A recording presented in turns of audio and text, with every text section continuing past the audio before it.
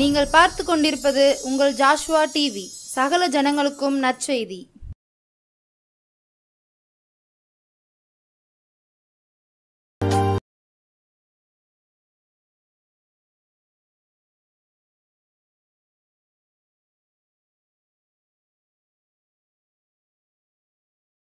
கர்த்தருடைய பரிசுத்த நாமத்துக்கு ஸ்தோத்திரம் உண்டாதாக.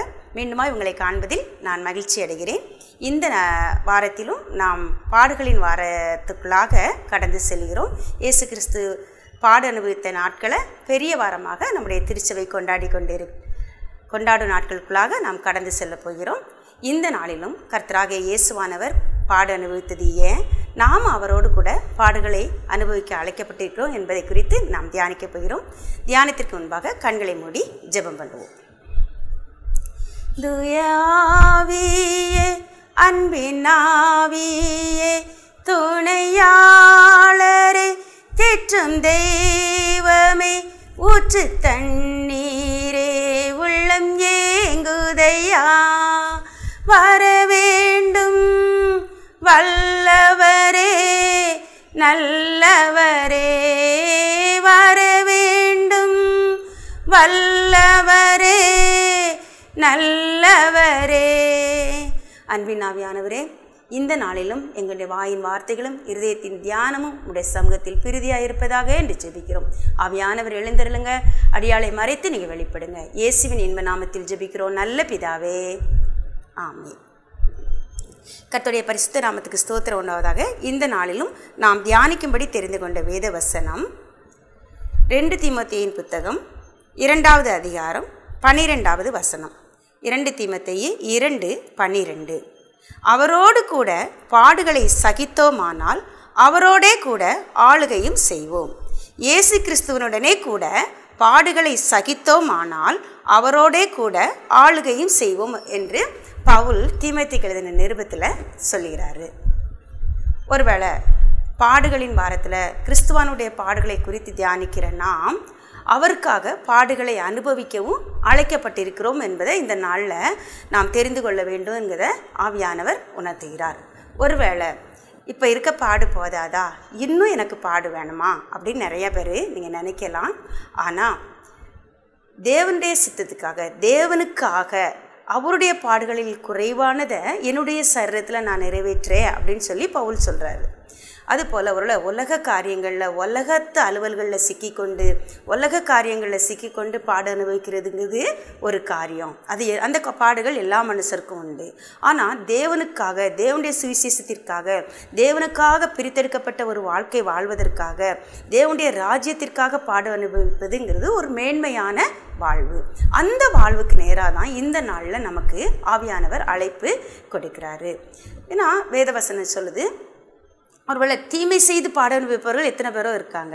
ஆனால் தீமை செய்து பாடு அனுபவிப்பதை பார்க்கிலும் தேவனுக்கு சித்தமானால் நன்மை செய்து பாடு அனுபவிப்பதே அவருடைய சமூகத்தில் பிரீதியாக காணப்படும்னு சொல்லி யாக்கோபு தன்னுடைய நிருபத்தில் சொல்கிறாரு.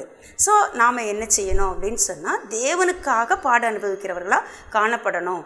தேவன் எப்படி நமக்காக பாடு அனுபவித்தாரோ அது அவர் நம்முடைய ஆசீர்வாதத்துக்காக இயேசு கிறிஸ்து பாடு அனுபவித்தார். அவர் பரலோகத்தில் செல்ல பிள்ளையாக இருந்தார், நித்தம் பிதாவோட சமூகத்தில் கலிகூர்ந்து மகிழ்ந்திருந்தார் என்று சொல்லி வேதம் சொல்லுது. ஆனால் அதே ஆண்டவர் நமக்காக நம்மை மீட்டு கொள்ளும்படி, நம்ம சத்துருவோட கையில் இருந்து விடுதலை ஆக்கும்படி அந்த பரலோக ராஜ்யத்தை திறந்து பூமிக்கு வந்து நமக்காக பாடுகளை அனுபவித்து சிலுவையை சுமந்து நகரத்துக்கு புறம்பே பாடுபட்டு மரித்து அடக்கம் பண்ணப்பட்டு உயிர் தெழுந்தார் அப்படின்னு சொல்லி நம்ம எல்லாருக்கும் அது தெரியும். அதனால் நாம் இந்த நாட்களில் அவரை போல பாடுகளை அனுபவிக்கணும்னா அது நமக்காக மட்டும் இல்லை, தேவனுடைய ராஜ்யத்துக்காக மாத்திரம். ஒருவேளை நன்மை செய்யும்போது நமக்கு கஷ்டம் வருது, நன்மை செஞ்சால் தானே கஷ்டம் வருது, ஏன் நன்மை செய்யணும்னு நினச்சி நிறைய நேரம் என்ன செஞ்சிருந்தோம் அப்படின்னா நன்மை செய்வதை விட்டு நம்ம பின்வாங்கி போயிடுறோம். நல்ல காரியத்தை சரியானதை செய்வதை விட்டு பின்வாங்கி போயிடுறோம். நன்மை செய்யாதவங்க, தீமையை பின்பற்றுறவங்க கூட உலகத்தில் வாழ்ந்து சுகமாக இருக்காங்க. நன்மை செய்கிற நான் தானே பாடுபடுதேன், எனக்கு தானே அவப்பேர் வருது, என்னத்தானே தூசிக்காங்க, என்னத்தானே கஷ்டப்படுத்துகிறாங்க அப்படின்னு நினச்சி நிறைய நேரம் அந்த பாடுகளின் பாதையை விட்டு நம்ம பின்வாங்கி உலகத்தை போல வாழ நம்ம தெரிந்து கொள்ள நிறைய நேரம் யோசிக்கிறோம்.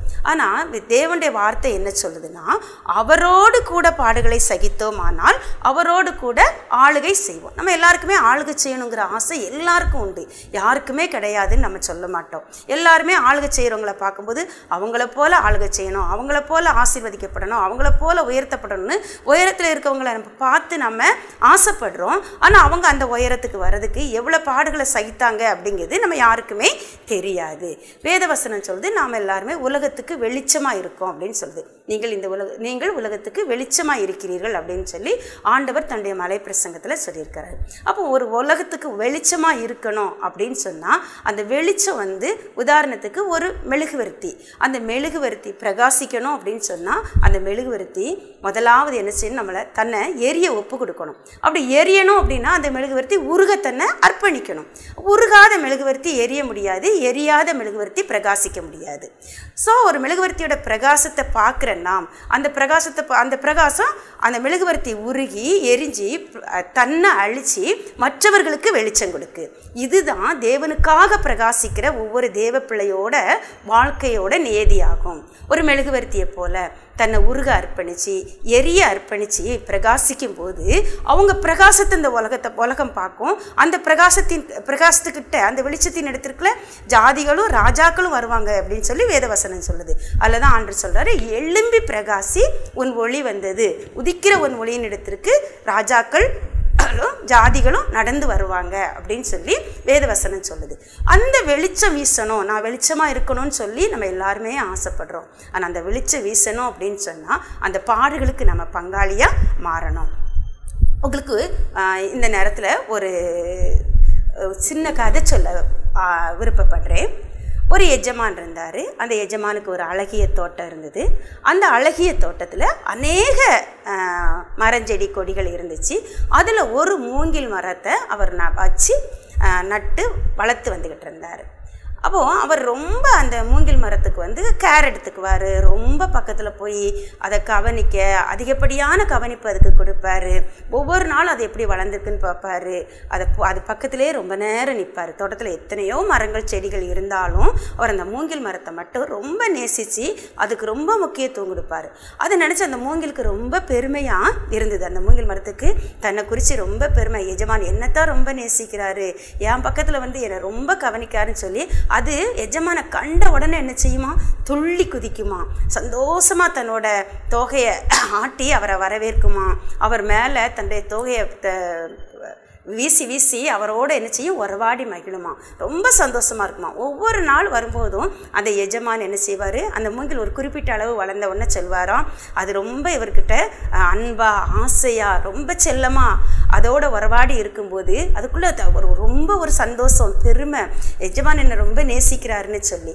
அப்போ அந்த எஜமான் சொல்வாராம், எல்லாம் நல்லா உறவாடுவார். நல்லா போகும்போது சொல்வாராம், மூங்கில் நான் எத்தனை தான் ஒன்று நான் செல்லமாக வச்சுருந்தாலும் நேசிச்சிருந்தாலும் நான் உன்னோட எஜமான், நீ அதை மறந்துடக்கூடாது அப்படின்னு சொல்லுவாராம். உடனே அந்த மூங்கில் சொல்லுவான், ஆமாயா நீங்கள் என்னோட எஜமான், நான் அதை மறக்க மாட்டேன், உங்கள் நேசம் எனக்கு ரொம்ப பிடிச்சிருக்கு அப்படின்னு சொல்லிட்டு சொல்லுவாராம். எப்போ பார்த்தா ஒவ்வொரு நாள் வரும்போதும் அதை நல்லா தட்டி கொடுப்பாரு, ஆதரிப்பார், அரவணைப்பார், அதோட மகிழ்ச்சியாக இருப்பார்.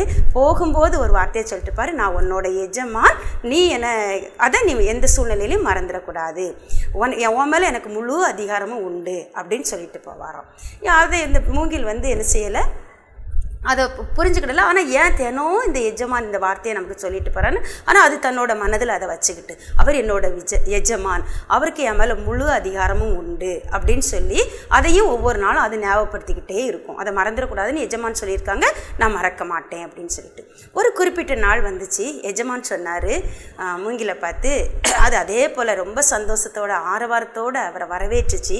அப்போ அவர் சொன்னார், அன்பான மூங்கிலே, இந்த நாளில் நான் என்ன செய்ய போகிறேன்னா ஒன்று நான் என்ன செய்ய போகிறேன், கட் பண்ண போகிறேன் அப்படின்னு சொன்னேன். அப்போ அப்போ உடனே அது என்ன சொல்லி கட் பண்ணி இந்த தோட்டத்தை விட்டு நான் வெளியே கொண்டு போகிறேன், உன்னை இனி நீ இந்த தோட்டத்தில் இருக்க முடியாது, நீ தோட்டத்தில் இருக்க வேண்டிய நாட்கள் முடிஞ்சு போயிட்டுன்னு சொன்னோன்னே அந்த மூங்கிலுக்கு ரொம்ப வருத்தமாக இருந்துச்சு. ஐயோ எஜமானே, நான் எப்படி எவ்வளோ செல்ல பிள்ளையா நான் இந்த இடத்துல இருக்கேன், எவ்வளோ சந்தோஷமாக இருக்கேன், உங்கள் சமூகத்தில் நான் எவ்வளோ மகிழ்ச்சியாக இருக்கேன், என்ன நீங்கள் இந்த இடத்த விட்டு வேறு பிரிக்க போகிறேன்னு சொல்றீங்க, இந்த சந்தோஷமான சூழ்நிலையை விட்டு இந்த மகிழ்ச்சியான சூழ்நிலையை விட்டு என்னால் வெளியே போகவே முடியாதுன்னு சொல்லி அது ரொம்ப அங்கலாச்சுது. அப்போது அவர் சொன்னார், இதனால தான் நான் தினம் ஒன்றை சொன்னேன், நான் உன்னோட எஜமான், நீ அதை மறந்துடக்கூடாது அப்படின்னு சொன்னேன், உன் மேலே எனக்கு முழு அதிகாரமாக இருக்குது அப்படின்னதை நான் சொன்னேன்னு சொன்னார். அப்போது அந்த மூங்கில் சொல்ல உடனே என்ன செஞ்சிச்சு, ஆமாம் நீங்கள் என்னோட எஜமான், உங்கள் அதிகாரத்துக்கு உங்கள் விருப்பத்துக்கு நான் என்னை விட்டு கொடுக்கேன், உங்களுக்கு விருப்பம் என்னவோ அதுபடி என்ன செய்யுங்க அப்படின்னு சொன்ன உடனே இந்த எஜமான் என்ன பண்ணார் அப்படின்னு சொல்லி தன்னை அர்ப்பணிச்சுது அந்த மூங்கில். அந்த எஜமான் என்ன பண்ணார்னா அந்த மூங்கிலை கட் பண்ணி, அது நல்ல பெரிய மூங்கில் மரம், அதை கட் பண்ணி 2 வெட்டினார். வெட்டி அதை என்ன பண்ணார்னா அழகான ஒரு வாய்க்கால் மாதிரி அதை உருவாக்குனார். அந்த மூங்கிலை எடுத்து கட் பண்ணி குடஞ்சி அதை ஒரு அழகான வாய்க்காலாக மாற்றினார். அப்போ தான் அதுக்கு வாய்க்காலாக மாற்றி அதை ஒரு உயரமான இடத்துக்கு கொண்டு போனாங்க. அப்போ என்ன அப்படின்னு பார்த்தா, அந்த ஒரு உயரமான இடத்துல ஒரு எஸ்டேட்டில் உள்ள மக்களுக்கு தண்ணீர் எடுக்கிறதுக்கு கீழே இருந்து ரொம்ப தொலைவுக்கு மேலே செல்ல வேண்டி இருந்துச்சு. அப்போ அந்த மக்கள் தண்ணீருக்காக மிகவும் கஷ்டப்பட்டாங்க. கஷ்டப்பட்டவொன்னே அவங்க என்ன செஞ்சாங்கன்னா இந்த எஜமான்கிட்ட ஒரு விண்ணப்பத்தை வச்சாங்க, எங்களுக்கு தண்ணீர் வசதி செய்து தரணும், அந்த உயரத்தில் இருக்கிற தண்ணீர் எங்கள் பகுதிக்கு எங்கள் பக்கத்தில் வர எங்கள் ஊரோட தண்ணீர் பற்றாக்குறை தண்ணீர் கஷ்டம் நீங்கணும், அந்த தண்ணீரை நாங்கள் பெற்று பயன்படுத்தணும், எங்கள் ஊருக்கு தேவையான தண்ணீர் கிடைக்கிறதுக்கு நீங்கள் வழி செய்யணும் அப்படின்னு சொல்லி அந்த எஜமான்கிட்ட ஒரு அப்ளிகேஷன் வைக்கும்போது அந்த எஜமான் அந்த மக்களோட தாகத்தை தீர்ப்பதற்காக அந்த மக்களுடைய தேவையை சந்திப்பதற்காக ஒரு வழி உண்டாக்குறதுக்கு நோக்கமாக தான் என்ன பண்ணார்னா இந்த பெரிய மூங்கிலை எடுத்து கொண்டு போய் அந்த உயரமான இடத்துலேருந்து தண்ணீர் தாழ்வான பகுதியை நோக்கி வருவதற்கு ஏற்ற வாய்க்காலா இந்த மூங்கில் மரத்தை மறுரூபப்படுத்தினார். அப்போது அந்த மூங்கில் போய் அந்த இடத்துல மூங்கிலை வச்சப்போ அந்த மேலே இருந்த தண்ணி பாய்ந்து ஓடி தாழ்வான இடத்துக்கு அநேக மக்களோட தாகத்தை தீர்க்கக்கூடிய கருவியாக மாறிச்சு. அப்போது அந்த மூங்கில் என்ன பண்ணுச்சுன்னா, ஒருவேளை எஜமான் என்ன இப்படி உடைக்கிறாரு, எஜமான் என்ன இப்படி வெட்டுகிறாரு, எஜமான் என்ன இப்படி என்னோட மகிழ்ச்சியான சூழ்நிலையிலேருந்து பறிச்சுட்டு போகிறாரேன்னு சொல்லி அது வருத்தப்பட்டுக்கிட்டு இருந்த மூங்கில் இப்போ தான் தன்னை உணர்ந்துச்சு, அங்கே இருந்தால் நான் மட்டும்தான் மகிழ்ச்சியாக இருந்திருப்பேன், ஆனால் இங்கே வந்ததுனால நான் அநேகரோட மகிழ்ச்சிக்கு காரணமான ஒரு பாத்திரமாக என்னுடைய எஜமான் என்னை மாற்றி இருக்கிறார், இப்போது நான் எஜமானுக்கு நன்றி உள்ளவளா நான் இருக்கிறேன், நன்றி உள்ளவனா இருக்கிறேன்னு சொல்லி அது எஜமானுக்கு நன்றியை தெரிவிச்சது, எஜமானுக்கு நன்றி உள்ள ஒரு பாத்திரமாக காணப்பட்டுச்சு. அதே போல தான் நாமும் கூட ஆண்டுடைய கரத்தில் செல்ல பிள்ளையாக இருக்கோம், அவருடைய பிள்ளைகளாக அவரால் ஆசீர்வதிக்கப்பட்ட பிள்ளைகளாக நம்ம இருந்தோம். கடந்த நாட்களில் நம்ம நிறைய தியானித்தோம், கிறிஸ்துக்களான ஆசீர்வாதம் என்ன, பாதுகாப்பு என்ன, மேன்மை என்ன, எல்லாத்தையும் இன்றைக்கி கிறிஸ்துக்களான பொறுப்பும் நமக்கு கொடுக்கப்பட்டிருக்கு. அந்த பொறுப்பை நிறைவேற்றக்கூடிய கருவியாக அவருடைய பொறுப்பை ஏற்றுக்கொள்கிற பிள்ளைகள் அவர்கள் அந்த எஜமானுக்கு கொடுக்கப்பட்ட அந்த பொறுப்பை நிறைவேற்றுகிறதுக்கு எஜமான் தான் நேசித்து வளர்த்த அந்த மூங்கிலை பயன்படுத்தினது போல நம்முடைய தேவனும் அவருக்குன்னு நிறைய பொறுப்புகள் இந்த உலகத்தில் இருக்குது. அவருடைய பொறுப்பை நிறைவேற்றுகிற அன்பு கருவிகளாக ஆயுதங்களாக தேவன் நம்ம தான் பயன்படுத்துகிறாரு. அந்த பொறுப்புக்கு அவர் நம்மை பயன்படுத்துவதற்கு ஏற்ற விதத்தில் அவருக்காக நம்ம அர்ப்பணிக்கும் போது நம்மையும் ஆண்டவர் அநேகருக்கு ஆசீர்வாதத்தின் வாய்க்காலாக எடுத்து பயன்படுத்துகிறவராக இருக்கார்.